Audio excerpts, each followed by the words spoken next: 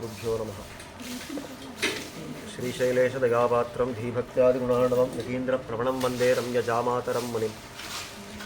लक्ष्मीनाथसमारम्भां नाथयामुनमध्यमाम् अस्मदाचार्यपर्यन्तां वन्दे गुरुपरम्परां।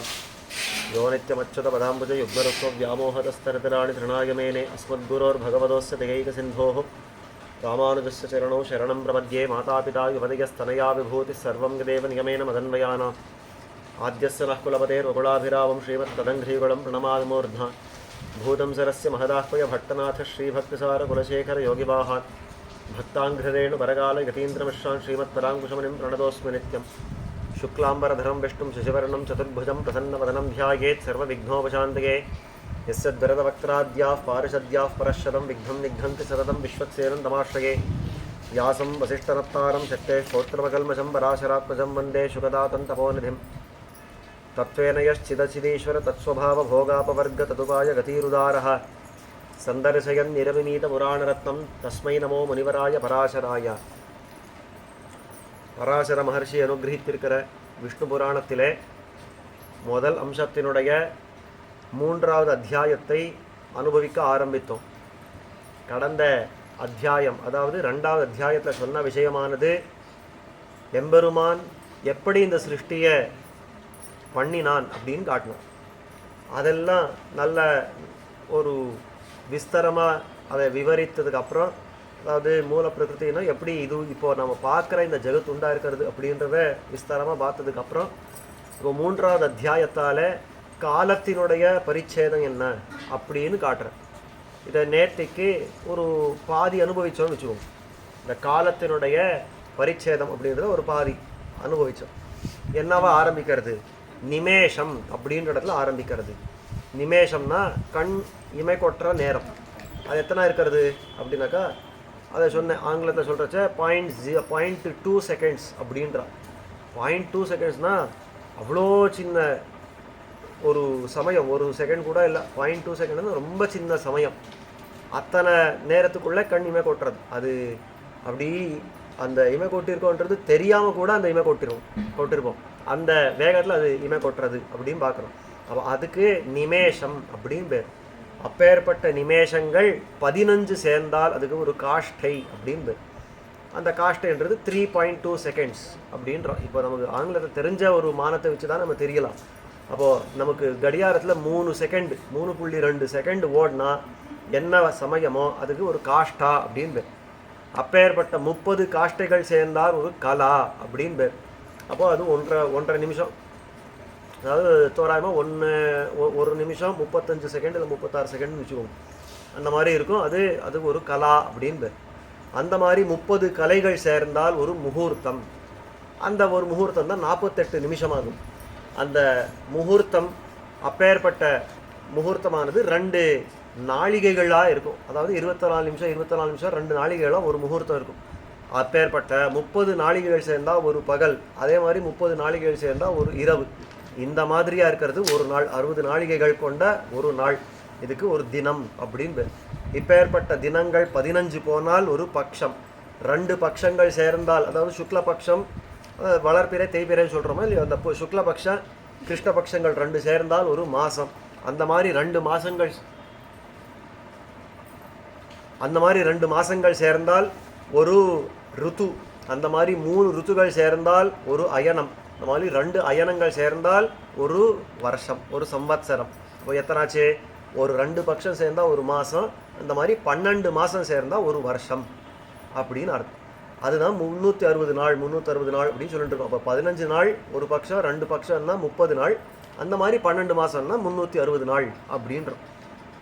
அப்பேற்பட்ட ஒரு வருஷம் நமக்கு போனால் தேவதைகளுக்கு ஒரு நாள். அதில் நம்முடைய உத்தராயணம் அப்படின்னு வச்சுருக்கோமே, அதாவது தை மாதத்தில் ஆரம்பித்து கிட்டத்தட்ட ஒரு ஆடி மாதத்தும் இருக்கும். அதுக்கு தான் உத்தராயணம் அப்படின்னு பேர். அந்த உத்தராயண காலத்தில் தான் தேவதைகளுக்கு பகலாக இருக்கிறது. அதே மாதிரி தட்சிணாயனம் அந்த ஆடி மாதத்தில் ஆரம்பித்து திரும்பி மார்கழி பர்யந்தமாக என்ன இருக்கிறதோ அந்த காலம் பூர்த்தியாக அது தட்சிணாயனம் அப்படின்னு சொல்லப்படுறது. இப்போ ஜூலையில் வரப்போகிறது. ஜூலை காலத்துலேருந்து தட்சிணாயன புண்ணிய காலம் அப்படின்னு கொண்டாடுறோம். அதுக்கு தான் அந்த தட்சிணாயன காலம் இருக்கிறது. அதுதான் தேவதைகளுக்கு ஒரு இரவு. அப்போது நம்முடைய உத்தராயணம் அவருக்கு ஒரு பகல், நம்முடைய தட்சிணாயனம் அவருக்கு ஒரு இரவு. ஆக மொத்தத்தில் நம்முடைய ஒரு வருஷம் போனால் அவருக்கு ஒரு நாள், அப்பேற்பட்ட அவர்களுடைய நாள் 15 போனால் அவளுக்கு ஒரு பட்சம், அந்த மாதிரி 2 பட்சம் போனால் ஒரு மாதம், அந்த மாதிரி 12 மாதம் போனால் ஒரு வருஷம். இப்போது தேவமானத்தில் சொன்னால் அவருக்கு ஒரு வருஷம் போச்சுன்னா நமக்கு 360 வருஷங்கள் போயிருக்கும். இதெல்லாம் கணக்கு நேத்தி பார்த்தோம். அது மேலே இன்னொன்று என்ன சொன்னால், அந்த தேவதைகளுடைய வருஷம் இருக்க இல்லையோ, அந்த மாதிரி 1000 வருஷம் பெருசு கிருத்தயுகம். தேவமானத்தால் 1000 வருஷம் பெருசு இது கலியுகம், க்ஷமிக்கணும், 1000 வருஷம் பெருசு கலியுகம். அதுக்கு 2 மடங்கு, அதாவது 2000 வருஷம் பெருசு துவாபர யுகம். அது மும்மடங்கு, அதாவது 3000 வருஷம் பெருசு திரேதாயுகம். அதுக்கு 4 மடங்கு 4000 வருஷம் பெருசு கிருத்தயுகம். அப்போ 4000 கிருத்தயுகம், 3000 திரேதாயுகம், 2000 துவாபர யுகம், 1000 கலியுகம். ஆக மொத்தத்தில் 10,000 வருஷங்கள் போனால் ஒரு சதுர்யுகம். ஆனால் இந்த 10,000 வருஷம் மட்டுமா இருக்குது அதில் அப்படின்னா கிடையாது. அதுக்கு சந்தியம்சம் அப்படின்னு 2 அம்சம், 2 காலங்கள் உண்டு. அதாவது முன்னாடி ஒரு சந்தியா காலம், பின்னாடி ஒரு சந்தியா காலம். அந்த சந்தியா காலமும் அந்த யுகத்தோட சேர்ந்து வருது. அப்போ எப்படி வருது அப்படின்னாக்கா, 4000 வருஷம் இருக்கிற கிருத்த யுகத்துக்கு 400 வருஷம் முன் சந்தி, 400 வருஷம் பின் சந்தி. 3000 வருஷம் இருக்கக்கூடிய திரேதா யுகத்துக்கு 300 வருஷம் முன் சந்தி, 300 வருஷம் பின்கால சந்தி. அதுக்கு மேலே 2000 வருஷம் கொண்டிருக்கிற துவாபர யுகத்துக்கு 200 வருஷம் முன் சந்தி, 200 வருஷம் பின் சந்தி. இப்போ கலியுகம் நடக்கிறதோ இல்லை, இந்த கலியுகம் அது ஒரு 1000 வருஷம் பெருசு அப்படின்னா, அந்த ஒரு 1000 வருஷத்தில் ஒரு 100 வருஷம் முன் சந்தி, 100 வருஷம் பின் சந்தி. ஆக மொத்தத்தில் முன்ன பின்ன 2 சேர்ந்தா கிருத்தயுகத்தினுடைய 800, திரேதா யுகத்துடைய 600, துவாபர யுகத்துடைய 400, கலியுகத்துடைய 200. ஆக மொத்தத்தில் 2000. ஒரு 10,000 வருஷம் 4 யுகங்கள், அவருடைய சந்தி காலங்கள் எல்லாம் சேர்ந்து ஒரு 2000. ஆக மொத்தத்தில் தேவமானத்தால் 12,000 வருஷங்கள் போனால் அதுக்கு ஒரு சதுர்யுகம் அப்படின்னு. தேவமானத்தால் தேவதைகளுக்கு 12,000 வருஷம் இந்த மாதிரி ஒரு சுத்து போனால் அதுக்கு ஒரு சதுர்யுகம் அப்படின்னு. இந்த மாதிரி சதுர்யுகங்கள் ஒரு 1000 போகணுமா, ஒரு 1000 தடவை 12,000 × 1000, அது எத்தனை வருதோ அத்தனை வருஷங்கள் போனால் அதுக்கு தான் ஒரு பகல். பிரம்மாவுக்கு அந்த காலம்தான் ஒரு பகலாக இருக்கிறது. 1000 சதுர்யுகங்கள் பிரம்மாவுக்கு ஒரு பகலாக இருக்கிறது. அந்த மாதிரி இன்னொரு 1000 சதுர்யுகங்கள் போனால் அவருக்கு இரவாக இருக்கிறது. அப்படி பிரம்மாவுக்கு ஒரு நாள், அப்படி அவருக்கு ஒரு 15 நாள் சேர்ந்தா ஒரு பட்சம், 2 பட்சம் சேர்ந்தா ஒரு மாதம், அந்த மாதிரி 12 மாதம் சேர்ந்தா ஒரு வருஷம். அப்போ நமக்கும் அவருக்கும் எத்தனை வித்தியாசம் இருக்குது பாருங்க. நமக்கும் தேவதைகளுக்குமே 360 வருஷங்கள் வித்தியாசம். அது 1000 சதுர்யுகங்கள் சேர்ந்ததுன்னா, அப்போது ஒரு சதுர்யுகம் போச்சுன்னா எப்படி இருக்குன்றதை சொல்கிறேன். நம்முடைய கணக்கில் நமக்கு தெரியறபடியால் சொல்கிறேன். இப்போ 12,000 வருஷம் போனால் ஒரு சதுர்யுகம் சொன்னேன்னா, அந்த 12,000-ஐ 360ஆல் பெருக்கி பாருங்க. ஏன்னா அப்போ தான் நம்மளுடைய வருஷங்கள் வரும். ஏன் ஒரு வருஷம் தேவதைகளுக்கு ஒரு வருஷம்னா நமக்கு 360, தேவதைகள் 12,000ன்னா அது இன்ட்டு 360 எத்தனை? 43,20,000 வருஷம். நம்முடைய கணக்கில் 43,20,000 வருஷம் போனால் அது ஒரு சதுர்யுகம். அந்த மாதிரி 1000 போகணுமா. 43 லட்சம் × 1000 எத்தனை இருக்கிறதோ அத்தனை வருஷங்கள் போனால் அது பிரம்மாவுக்கு ஒரு பகல். சரியா போச்சு சுவாமி. ஒரு இந்த பிரம்மாவுக்கு இதை மேலே காட்ட வரைச்ச சொல்கிறேன். ரொம்ப ஆச்சரியமாக இருக்கும். அந்த கணக்கெல்லாம் ரொம்ப ஆச்சரியமாக இருக்கும். அது வேடிக்கையாகவும் இருக்கும். அந்த பிரம்மாவுக்கு அந்த ஒரு பகல் இருக்கிறது. பிரம்மா நேத்திக்கே சொன்னேன், இந்த பலராமனுக்கும் ரேவதிக்கும் நடந்த கல்யாண சம்பவத்தை சொன்னேன். ரேவதி முன் யுகத்தில் பிறந்தவோ, ஆனால் பின்ன இருக்கிற துவாபர யுகத்தில் இருக்கிற பலராமனை கல்யாணம் பண்ணால எப்படி சுவாமி முடியும்னா, பிரம்மா கிட்ட ஒரு க்ஷணம் போய் வந்தா அதுக்குள்ளே ஒரு யுகம் மாறி போச்சு. அவ்வளோதான் நடந்தது அப்படின்னு அதெல்லாம் பார்த்தோம். அந்த விஷயத்தை இங்கே காட்டுறார். நேத்திக்கு பார்த்தது அதாவது சத்வாரி த்ரீணி துவைச்சைக்கம் கிருதாதிஷு யதாக்கிரமம் திவ்யாப்தானாம் சஹசிராணி யுகேஷ்வாஹு புராவிதா அப்படின்னு. அதாவது அஹோராத்திராணி தாவந்தி மாசப் பக்ஷத்வயாத்மகா தைஷட்பிர் அயனம் வருஷம் துவேயனே தட்சிணோத்தரே அயனம் தட்சிணம் ராத்திரி தேவானாம் உத்தரம் தினம் திவ்யை வருஷசஹஸ்ரைஸ்து கிருதத்ரேதாதி சங்கீதம் சதுர்யுகம் துவாதசபிஹி தத்விபாகம் நிபோதமே அப்படின்னு. இப்போ நான் சொன்ன அந்த 12,000 வருஷம் கணக்கை இப்போ சொல்லிட்டு இருக்கா. சத்வாரி த்ரீணி துவைச்சேக்கம் கிருதாதிஷு யதாக்கிரமம் திவ்யாப்தானாம் சஹசிராணி யுகேஷ்வாஹு புராவிதா. ஒரு சதுர்யுகம் பூர்த்தியாக போகணும் அப்படின்னா அது 12,000 வருஷம் தேவமானத்தால் போகணும் அப்படின்னு காட்டுறா. எப்படின்னா தத் பிரமாணைஹி சதை சந்தியா பூர்வா தத்ராபிதீயத்தை சந்தியாம்சைவ துல்லிய தத்துல்யோ யுகஸ்யானந்தரோ ஹி சஹா அப்படின்னு அந்த ஒரு யுகத்துக்கு எத்தனை வருஷங்கள் இருக்கிறதோ அதில் 100 வகுத்தா என்ன வருதோ கணக்கு வருதோ அத்தனை சந்தியாம்சம் உண்டு. அப்போ 4000 வருஷங்கள் உண்டுன்னா 400 முன்னாடி 400 பின்னாடி வந்துடும். அந்த அதாவது 10 வகுத்தா அந்த விஷயத்த சொல்கிறாங்க. அப்போது சந்தியாம்சைவ தத்துல்யோ யுகஸ்ய அனந்தரோ ஹி சஹ சந்தியாசந்தியாம்சயோ அந்தர்ய காலோ முனிசத்தமா யுகாக்கிய சது விஜ்ஞேய கிருத திரேதாதி சங்கீதா. அந்த சந்தியா அப்படின்றது முன் சந்தே, சந்தியாம்சம் அப்படின்றது பின் சந்தியை. அப்போ இது ரெண்டுத்துக்கும் நடுவில் இருக்கிற காலம் இருக்கிறது அதுக்கு தான் யுகம் அப்படின்னு பேர். கிருதம் திரேதா துவாபரஷ்சா. இந்த சந்தியான்னு சொல்கிறாளே சுவாமி, அதெல்லாம் என்னன்னா இப்போது புரியறதுக்காக சொல்கிறேன். சாயங்காலம் வேளை சூரியாஸ்தமனம் ஆடுறது, இந்த பக்கம் சூரியன் இருக்கிறா பகல் அப்படின்னு சொல்ல முடியாது, சூரியன் இல்லை இரவு அதுவும் சொல்ல முடியாது, சூரியன் இல்லை வெளிச்சமாக இருக்கா, அதுக்கு தான் ஒரு சந்தியை அப்படின்னு பேர்.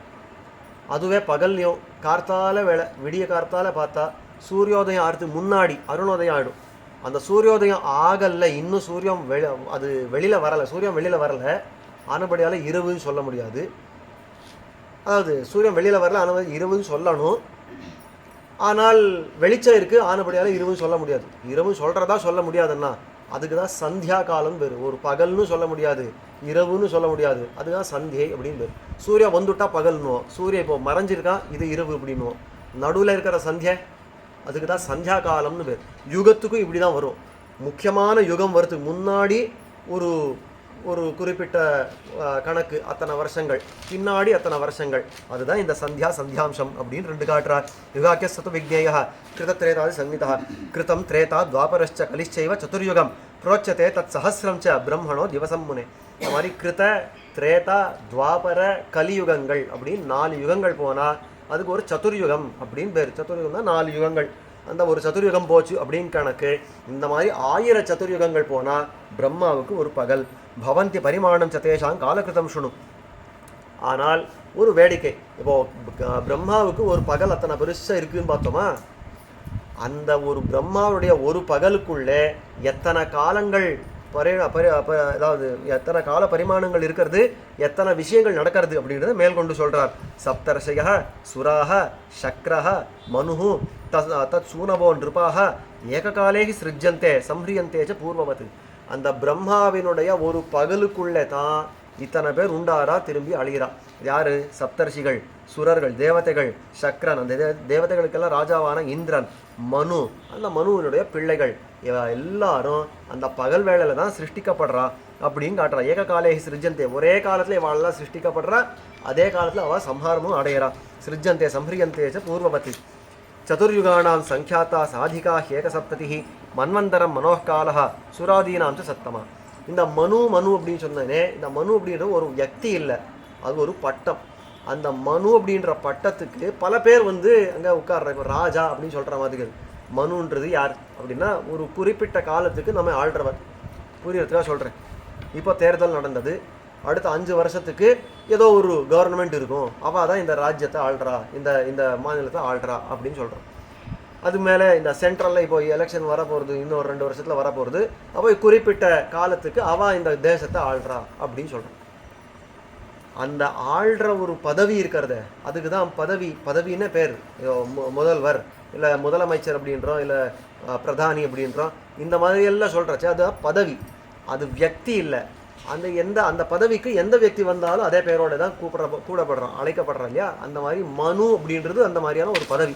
ஒரு குறிப்பிட்ட காலத்துக்கு அந்த மனு தான் இந்த மொத்தம் அண்டத்தையும் ஆள்றவர். அந்த மாதிரி அந்த மனு ஆள்றாரே, அவர் எத்தனை காலத்துக்கு ஆள்றார் அப்படின்னாக்கா அதுதான் சொல்கிறார். 71 சதுர்யுகங்கள் ஆள்றார். ஒரு மனு வந்தால் 71 சதுர்யுகங்கள் ஆடுறாங்க. 1000 சதுர்யுகங்கள் போனால் ஒரு பகல்.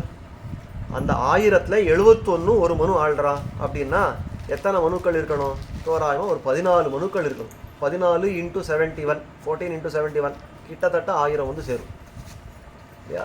அந்த மாதிரி 14 மனுக்கள் பிரம்மாவுடைய ஒரு பகலில் 14 மனுக்கள் வந்து இந்த அண்டத்தை ஆண்டு போகிறா அப்படின்ற அதை சொல்கிறா. நீங்கள் மன்வந்தரம் மனோகாலா சுராதீனாம் சத்தமா அஷ்டௌஷத சஹசிராணி திவ்யயாத் சங்கையா ஸ்மிருதம் திபஞ்சாஷத் ததாஞானே சஹசிராணி அதிகானி தூ. அந்த ஒரு மனுவினுடைய காலம் எத்தனை அப்படின்னா 8,52,000 வருஷங்கள். தேவமானத்தாலே 8,52,000 வருஷங்கள். அதுதான் மனுவினுடைய காலம், ஒரு மனுவுக்கு காலம். அது இன்ட்டு 14 பண்ணால் சரியாக அந்த 1000 சதுர்யுகங்கள் கணக்கு வந்துடும். அதை சொல்கிறாங்க இங்கே அஷ்டௌஷத சஹசிராணி திவ்யயா சங்கையா ஸ்மிருதம் द्विपञ्चाशत् तथान्यानि सहस्राणि अधिकानि तु 30 कोट्यस्तु सम्पूर्णाः सङ्ख्याताः सङ्ख्यया 67 तथान्यानि नियुतानि महामुने. 30 கோட்டியஸ்து.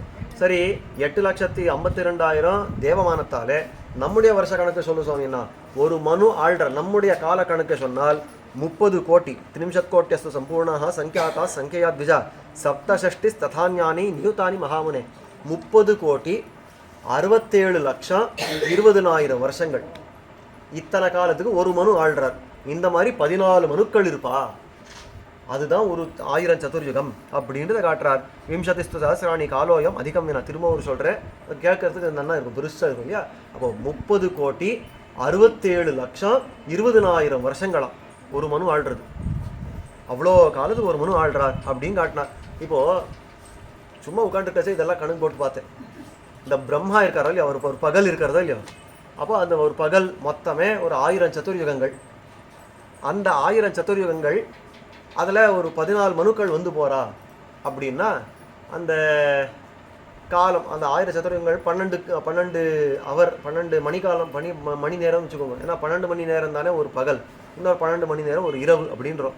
அப்போ அந்த 12 மணி நேரத்தில் ஒரு 14 மனுக்கள் வந்து போகிறா அப்படின்னா ஒரு மனு எத்தனை போது இருக்கலாம்னா 50 மினிட்ஸ், தோராயமாக 50 நிமிஷம், 51 நிமிஷம் இருக்கலாம்.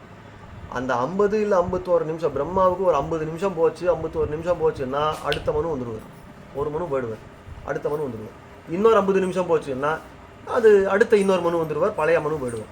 இது எப்படின்னா, இந்த ஸ்கூலில் ஒரு 40 நிமிஷம் ஒரு 50 நிமிஷத்துக்கு ஒரு தடவை போர்ரு பெல் அடிப்பா. என்னன்னா இந்த டீச்சர் கிளம்புனா அந்த டீச்சர் வரா. இந்த குழந்தைகள் அங்கே தான் உட்காந்துருக்கும். இந்த டீச்சர் போனால் அந்த டீச்சர் வந்தா அப்படிங்க. அதுக்கு இன்னொரு 50 நிமிஷம் கழிச்சு இன்னொரு பெல் அடிச்சா அந்த டீச்சர் கிளம்புனா இன்னொரு டீச்சர் வந்தா அப்படிமா. அந்த மாதிரி பிரம்மாவுடைய ஒரு பகலில் இந்த 14 பேர் இப்படி வந்து போவாராம். 50 நிமிஷத்துக்கு ஒரு தடவை வந்து அந்த 14 பேர் வந்து போவா. அதை காட்டுறாங்க.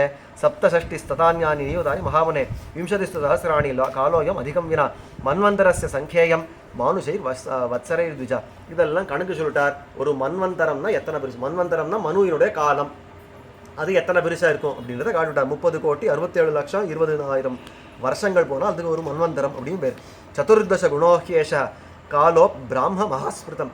இந்த மாதிரி 14 மனுக்களுடைய காலத்தை குறிப்பிட்டு அதெல்லாம் கூட்டினால்தான் அது பிரம்மாவுடைய ஒரு பகலாக இருக்கும். பிராமோ நைமித்திகோ நாம தஸ்யாந்தே பிரதிசஞ்சரா அப்படின்னு அதே அளவுக்கு இன்னொரு இரவாக இருக்கும். அந்த இரவு காலம் வருதோ இல்லையோ, பிரம்மாவுக்கு ஒரு இரவு வந்துவிட்டால் என்ன நடக்கும்னா 14 லோகங்கள் இருக்குது. அந்த 14 லோகங்களில் கீழே 7 லோகங்கள், மேலே 7 லோகங்கள் இருக்குது.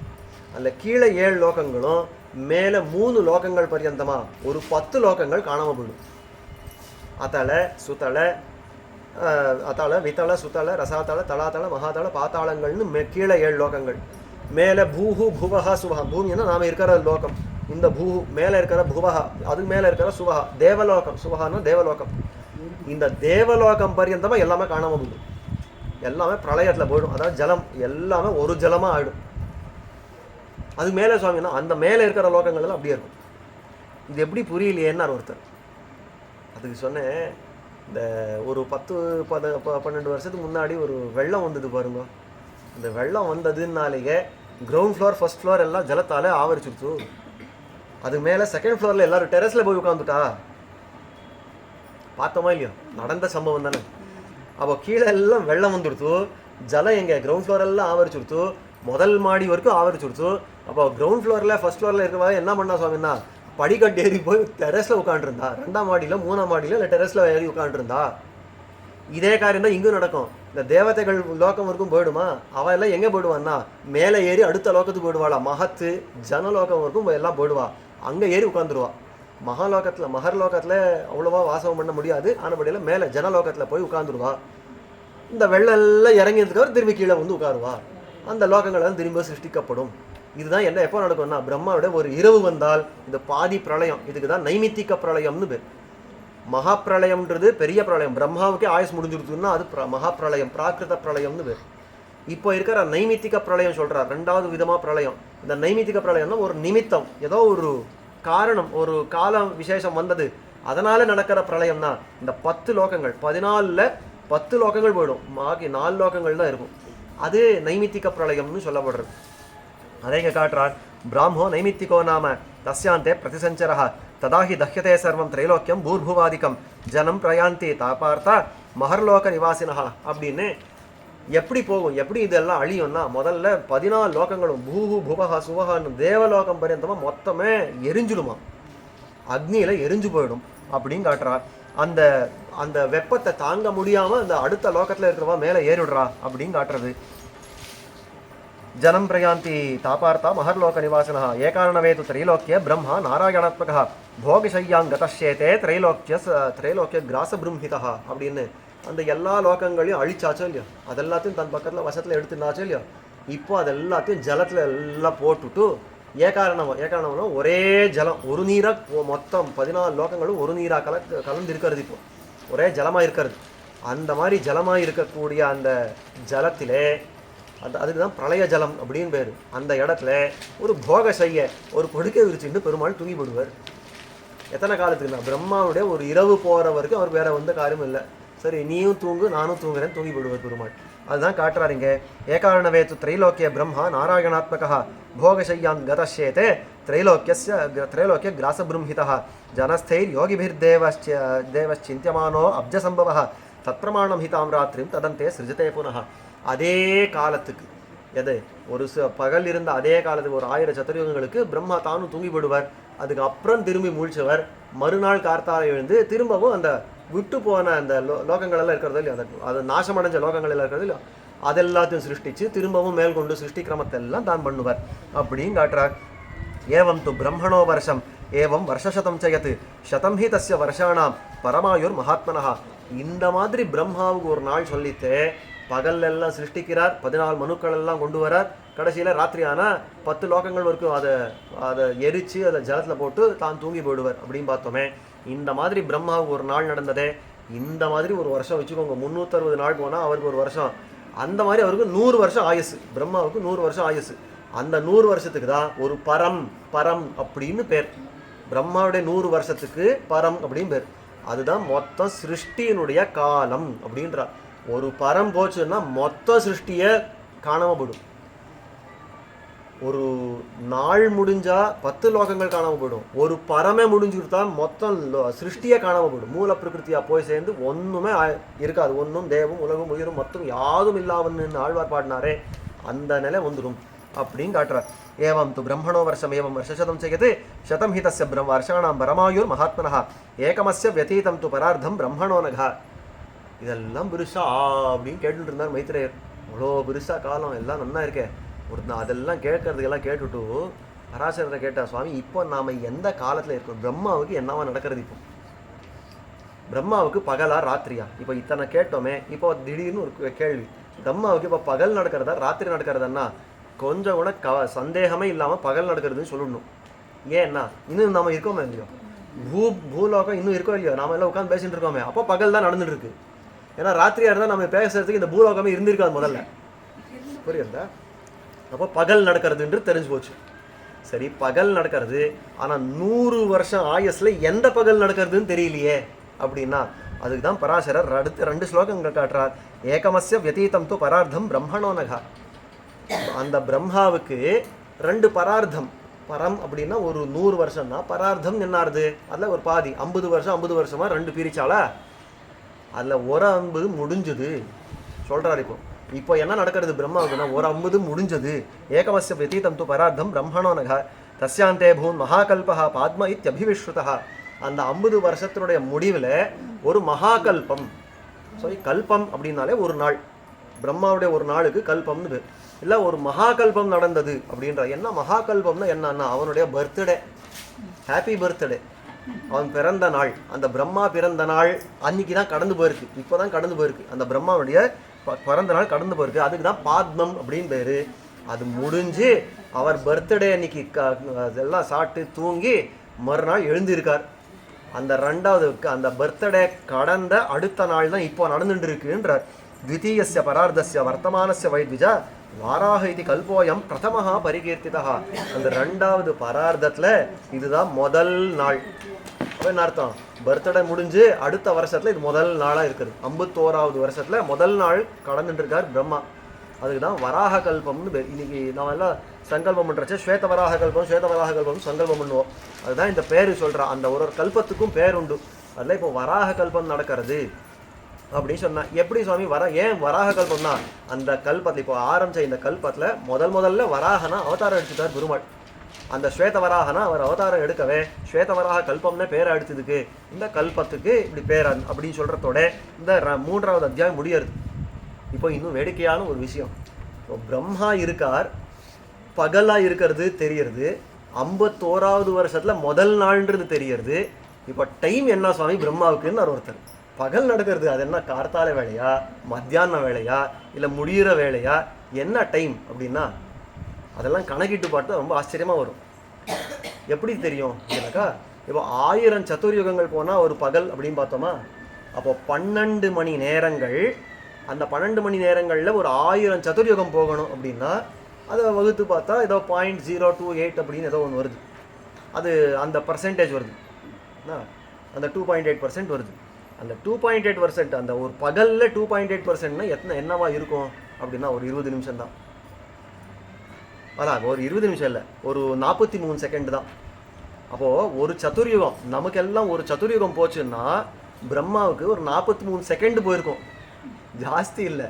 நமக்கெல்லாம் ஒரு சதுர்யுகம்னுவோம், பிரம்மாவுக்கு 43 செகண்ட் மட்டும்தான் போயிருக்கும். அப்பேற்பட்ட 43 செகண்ட் இப்போ எத்தனாவது நடக்கிறதுன்னா 28வது சதுர்யுகம் நடந்துட்டு இருக்கு. இப்போ இது அஷ்டாமி சதித்தமே கலியுகே பிரதமே பாதை அப்படின்னு சொல்லுவோம். அப்போ அந்த கலியுகம் இப்போ நடந்துட்டு இருக்கிற கலியுகம் இருக்கிறதே இது 28வது சதுர்யுகம். இது முன்னாடி 27 முடிஞ்சுடுத்து, இப்போ 28வது முடிய போய் இந்த நடந்துட்டு இருக்கிறது 28. இது ஒரு 4,32,032 போச்சுன்னா அதோட முடிஞ்சிடும். இந்த 28 முடிஞ்சிடும், 29 ஆரம்பிக்கும். இப்போ 28வது சதுர்யுகம் அப்படின்னு பார்த்தா இந்த 43 செகண்ட் 28ஆல் பெருக்கி பாருங்க, சரியாக 20 நிமிஷம் வரும். அப்போது அவர் சூரியோதயம் ஆகி 20 நிமிஷம் தான் ஆயிருக்கு. இப்போ நமக்கு சிருஷ்டியாகி ஒரு 5000 வருஷம் கலியுகத்தில் வந்திருக்கு. இது முன்னாடி 28 சதுர்யுகங்கள் எல்லாம் நடந்திருக்கு. இத்தனை பெரிய காலம் பார்க்குறோமே, அந்த பிரம்மாவுக்கு இப்போ சிருஷ்டி பண்ணி அதாவது பகல் ஆரம்பித்து 20 நிமிஷம் தான் ஆயிருக்கு. அப்போ இன்னும் இப்போ தான் சூரியோதயம் பார்த்துட்டு இருக்காருன்னு அர்த்தம். அப்போ 6 மணி சூரியோதயம் போட்டால் 6:20 அந்த 6:30 வாக்கில் இப்போ பார்த்துட்டு இருக்கார் பிரம்மா. அவருடைய அந்த டைம் கார்த்தால வேலை டைமு அதுதான் இப்போ நடந்திருக்கிறது அப்படின்னு காட்டுறது ரொம்ப ஆச்சரியமான. இதெல்லாம் தெரிஞ்சுக்கிறது ரொம்ப ஆச்சரியமாக இருக்குது. பிரம்மாவுக்கு 51வது வருஷத்தில் முதல் நாள் அது சூரியோதயம் ஆகி இப்போ ஒரு 20 நிமிஷம் தாண்டி இருக்குது அப்படின்ற மாதிரி இருக்கிறது. இதோட இந்த 3வது அத்தியாயம் முடிகிறது.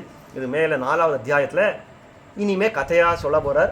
வராகர் எப்படி அவதரித்தார், எதுக்காக அவதரித்தார், என்ன பண்ணினார், அதெல்லாம் மேல்கொண்டு 4வது அத்தியாயத்தில் சொல்ல போகிறார். என்னன்றது அடுத்தடுத்த உபன்யாசங்களில் பார்க்க போகிறோம். ஸ்ரீமதே ராமானுஜாய நமः.